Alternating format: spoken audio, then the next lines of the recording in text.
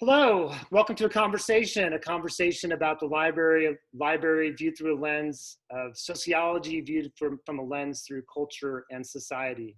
What started this conversation before was an introduction during a faculty gathering, an institutional gathering where we were talking about institutions, talking about issues of equity and inequity across institutions and society.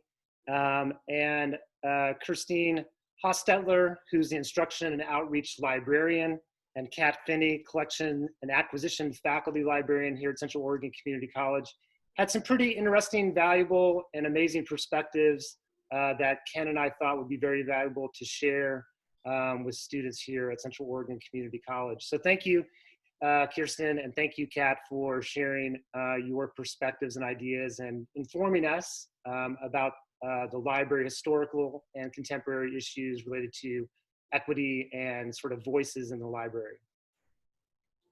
All right, I'll take it away.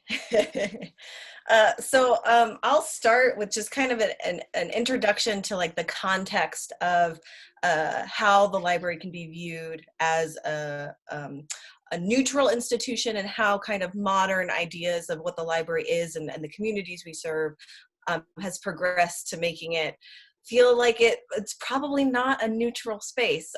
My personal biases are already coming out. So I always start with thinking about the image or kind of the idealized version of what a library is to people.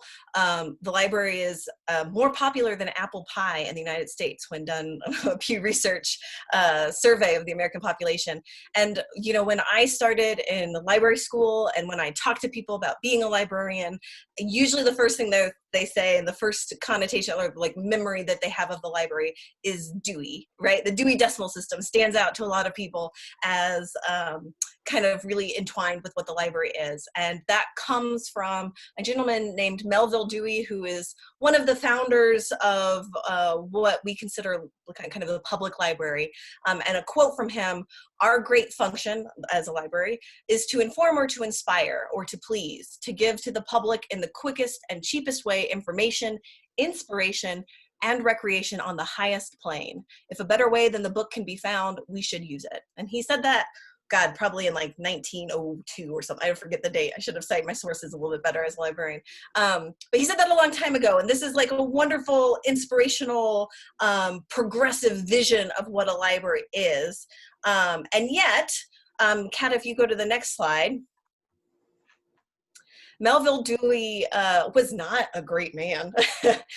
Melville Dewey, back in I believe in 1911, he was cast out of the organization for sexual harassment, which was not something that you had to actually really be pretty bad. If back at that time people condemned you for those type of things. He harassed a lot of women.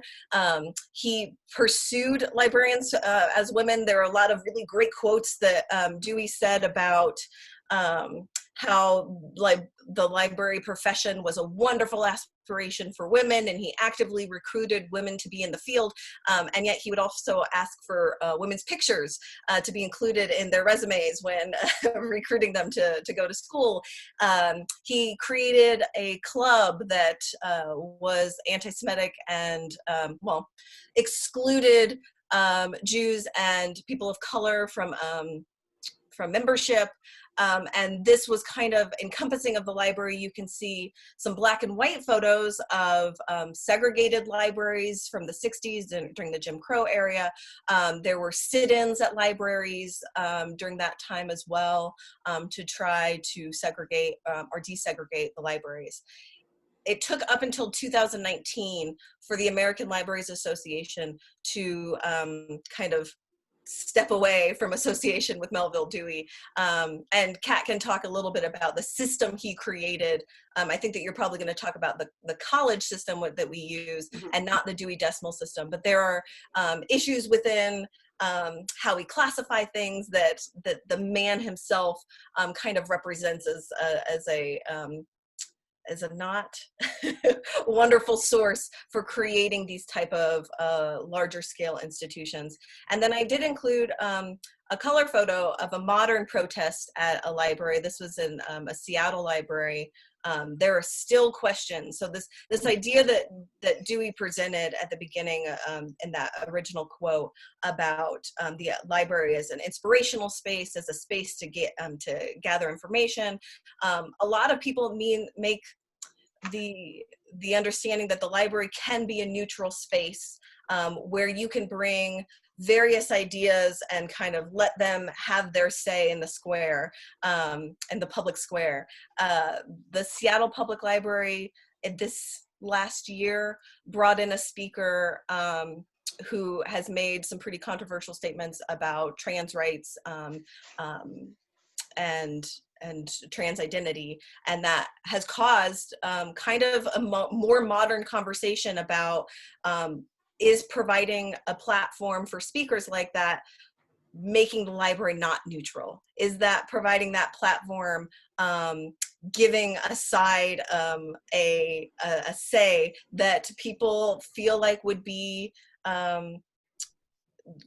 eliminating or reducing the communities we serve who fit that population? So that question of, is the library a neutral space? You know, back in the 60s, clearly by providing a segregated space, they were taking a stance on kind of what the population and the communities they would serve.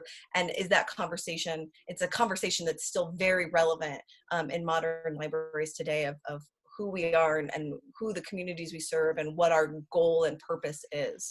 So that place of neutrality is still, you know, I'm very much of the opinion that that it's not a neutral space, but that's still definitely a conversation that librarians are still having today.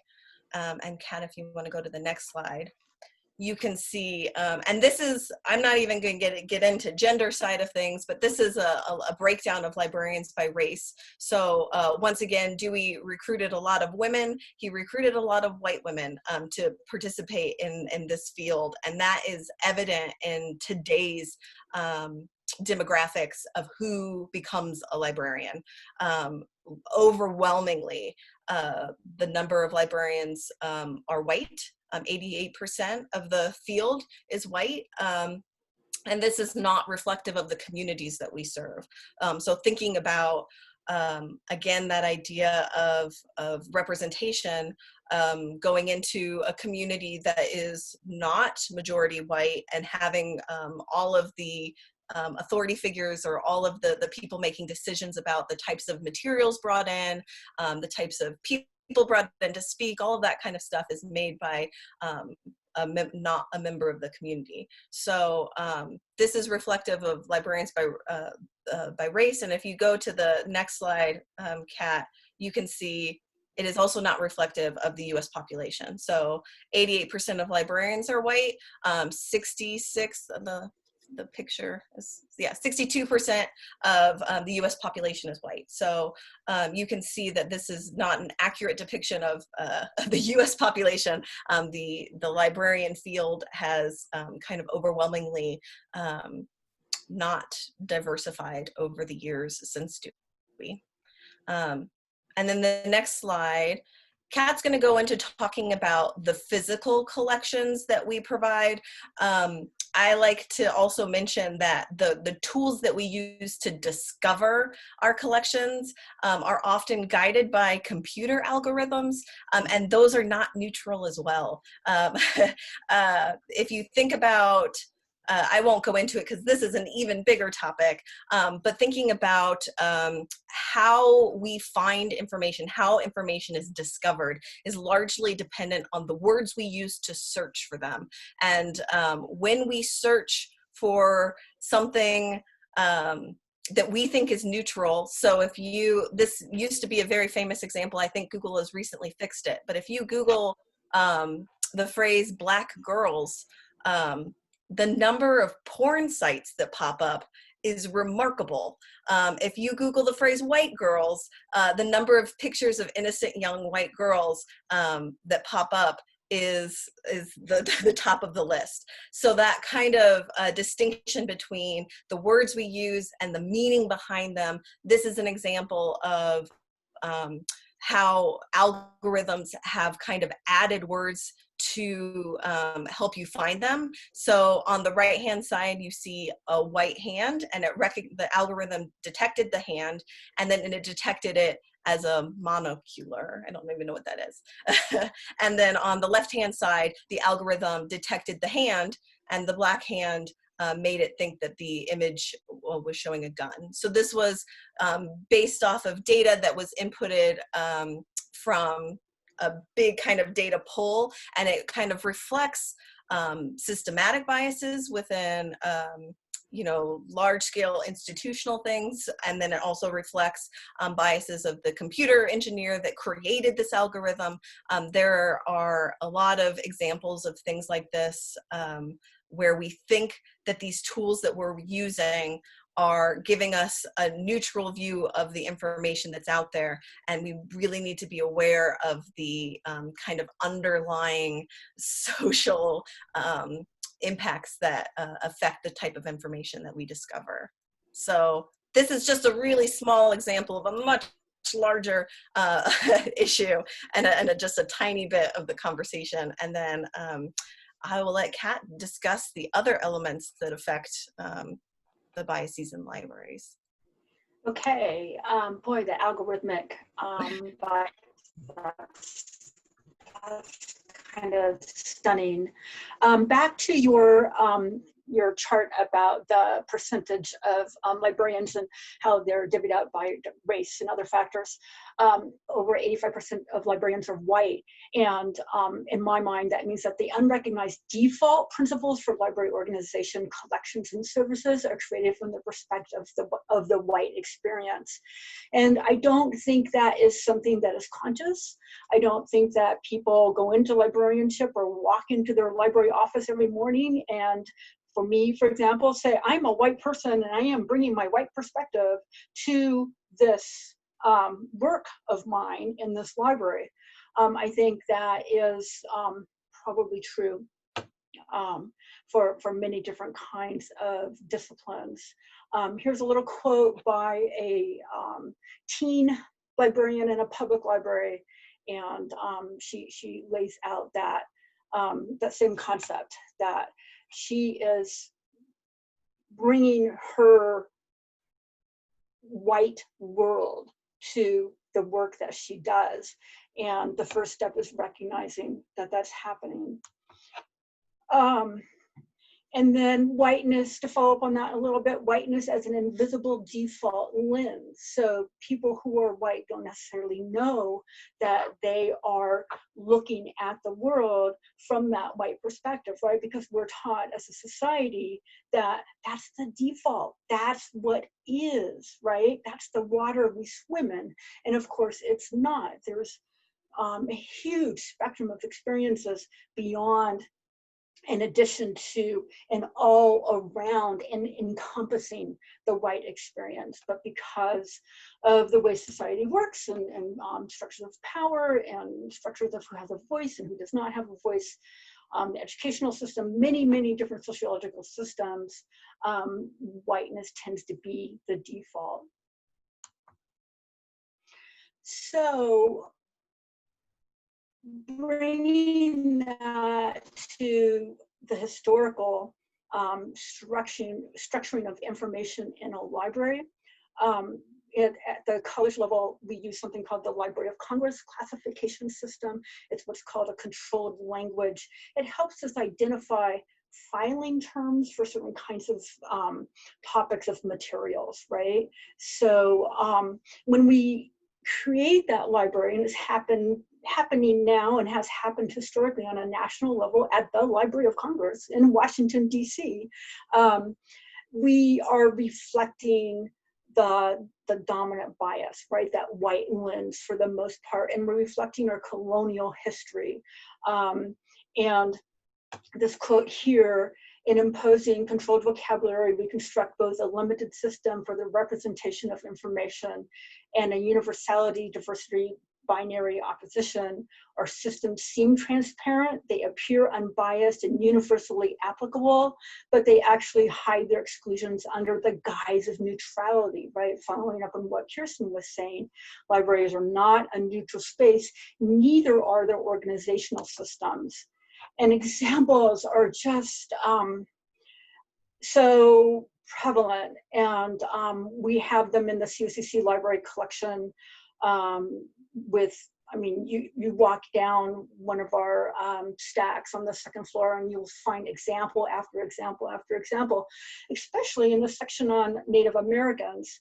And so here's a book titled American Holocaust, The Conquest of the New World. We have this in our collection. And the subject headings that have been assigned to this book are Columbus, Christopher, influence, right? I mean, that is old school, man. That is 1960s perspective. And then Indians, treatment of Indians, first contact with Europeans. These, again, are the filing terms that are attached to this book so that people can find that book when they're looking in our online catalog for our Barber library, and also when people across the country are using a much bigger system called OCLC, or perhaps one of the consortial catalogs. So these are the filing terms for this particular book. None of these filing terms are talking about genocide, right? The title of the book is The American Holocaust. I read a couple paragraphs from the first chapter. It is about genocide, right? But the filing term that got applied to it, no mention of genocide. So the problem with the Library of Congress subject headings and with the Dewey Decimal system as well is that those systems are not neutral. They completely reflect the biases of our society, and not only current biases, but past historical biases, because libraries are a huge machine, and it takes so long to move anything because the infrastructure is so big. And for example, back to the Library of Congress classification system, moving pictures, right, was the go-to filing term for movies for the longest time. It is really difficult to move things in that big of a system. So controlled vocabularies are not neutral. They're homogeneous. There's a lack of specificity, lack of acknowledgement of native sovereignty in this particular case.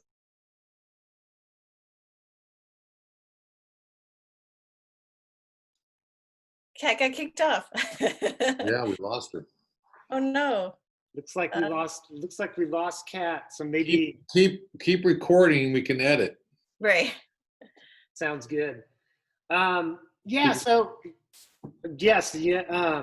So appreciate the perspective being offered, and one of the things that I think is such a great value is the idea that when we enter institutions, oftentimes, as both Kat and Kirsten were talking about, we enter institutions, we don't realize the history behind those institutions.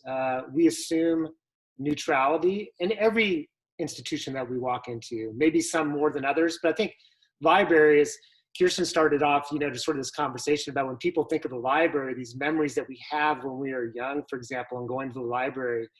It is such a beautiful space. It's a beautiful space. It's a sacred space in a lot of ways. It's a place of democracy. I mean, it's a place of founding civic life. It's an institution that's there to serve the community at large.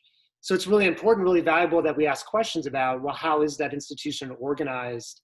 And really appreciative of the opportunity to spend time with both Kirsten and Kat, kind of walking through some of the issues with the library, some things that I was not aware of for sure, the details and the depth to which, oh man, that ideologies and inequities get built into a system, and as Kat was sort of ending there, that those systems are super difficult to change.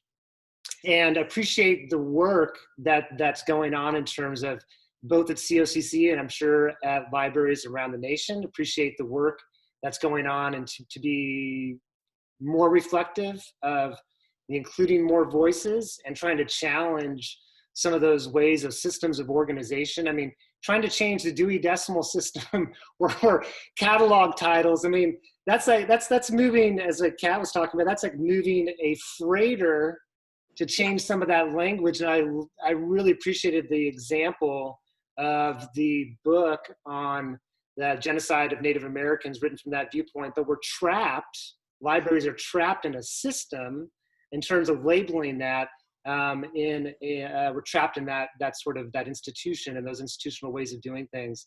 And Kirsten, your examples of algorithms, I remember going to a talk of yours a couple of years ago, which I thought was really profound too. Again, like when we're searching for information, sometimes we don't realize that the words that we use in our search, or even if we use the same words, you have two different individuals on two different computers, which have their own history in terms of what they've accessed in the past and websites they've gone to and all that data, that what we see in terms of a hit seems like, well, isn't everyone seeing the same thing? And it's like, well, no, everyone's not seeing the same thing. And all those algorithms that go into shaping what images that we do see, or what hits we do see, or what web links we see, I think that is incredibly valuable for people to be informed and be aware of. So thank you for the opportunity. And with that, we will end our conversation. Thank you.